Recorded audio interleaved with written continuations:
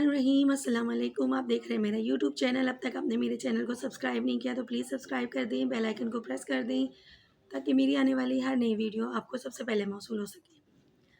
اس video میں ہم بات کریں گے سورہ بقرہ کی اہمیت کی۔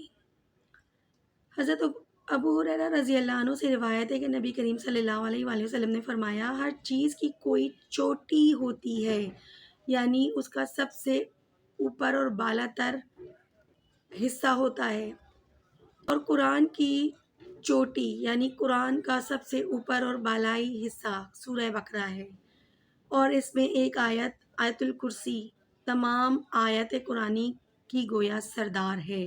جامع ترمذی۔ اسلام کے بنیادی اصول، عقائد اور احکام شریعت کا جتنا تفصیلی بیان سورہ بقرہ میں کیا گیا ہے، اتنا اور ایسا قرآن پاک کی کسی دوسری صورت میں نہیں کیا گیا۔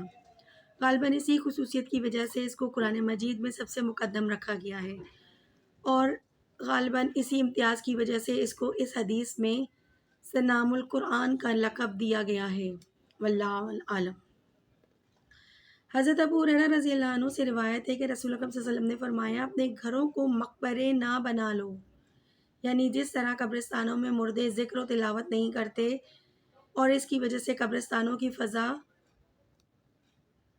ذکر و تلاوت کے انوار و آثار سے خالی رہتی ہے، تم اس طرح اپنے گھروں کو نہ بنا لو بلکہ گھروں کو ذکر و تلاوت سے معمور رکھا کرو، اور جس گھر میں خاص کر سورہ بقرہ پڑھی جائے اس گھر میں شیطان نہیں آ سکتا۔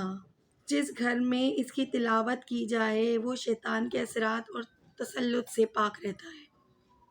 حضرت امامہ باہلی رضی اللہ عنہ سے روایت ہے، میں نے رسول اللہ صلی اللہ علیہ وسلم سے سنا، آپ ارشاد فرماتے تھے کہ قرآن پڑھا کرو، وہ قیامت کے دن اپنے پڑھنے والوں کا شفیع بن کر آئے گا۔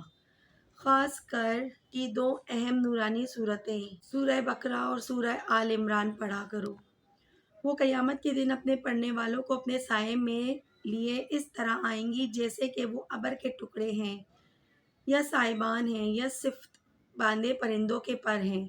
یہ دونوں صورتیں قیامت میں اپنے پڑھنے والوں کو اس طرف سے مدافعت کریں گی۔ آپ صلی اللہ علیہ وسلم نے فرمایا، پڑھا کرو سورہ بقرہ، کیونکہ اس کو حاصل کرنا بڑی برکت والی بات ہے اور اس کو چھوڑنا بڑی حسرت اور ندامت کی بات ہے، اور اہل بطالت اس کو طاقت نہیں رکھتی۔ صحیح مسلم۔ اس حدیث میں نبی کریم صلی اللہ علیہ وآلہ وسلم نے قرآن پاک پڑھنے کی ترغیب دیتے ہوئے فرمایا کہ قرآن اپنے اصحاب کے لیے باری خداوندی میں شفاعت کرے گا۔ اس حدیث میں قرآن پاک کی قرأت و تلاوت کی عمومی ترغیب کے بعد نبی کریم صلی اللہ علیہ وسلم نے سورہ بقرہ اور سورہ آل عمران کی تلاوت و قرأت کی خصوصیت کے ساتھ بھی ترغیب دی ہے، اور فرمایا ہے کہ قیامت میں اور حشر میں جب ہر شخص سائے کا بہت ہی محتاج اور ضرورت مند ہوگا، یہ دونوں صورتیں بادل یا سایہ دار چیز کی طرح یا پرندوں کے پر کی طرح اپنے اصحاب پر سایہ کیے رہیں گی اور ان کی طرف سے وکالت اور جواب دہی کریں گی۔ اور آخر میں سورہ بقرہ کے متعلق مزید فرمایا کہ اس کے سیکھنے اور پڑھنے میں برکت ہے اور اس سے محرومی میں بڑا خسارہ۔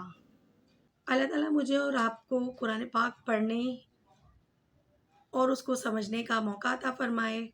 قرآن کی ہر صورت کے بارے میں نبی کریم صلی اللہ علیہ وآلہ وسلم نے جو کچھ فرمایا ہے وہ سب ہم آپ کو ویڈیوز کے ذریعے بتاتے رہیں گے تاکہ آپ کے بھی دینی علم میں اضافہ ہو سکے اور اس کار خیر میں میرے ساتھ ساتھ آپ سب کو بھی ثواب مل سکے۔